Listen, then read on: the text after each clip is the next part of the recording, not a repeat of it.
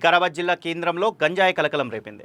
పోలీసులు పట్టణంలో సోదాలు నిర్వహించగా డాక్టర్ ప్రదీప్ కుమార్ గౌడ్ గంజాయితో పట్టుబడ్డాడు.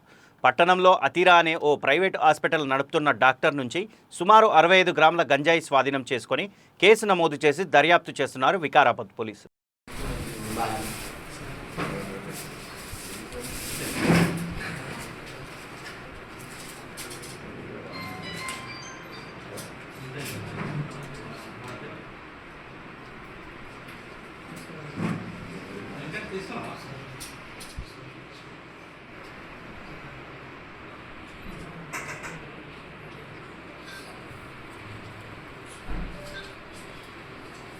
నిన్న 17వ తారీఖు రోజు ఈవినింగ్ అవర్స్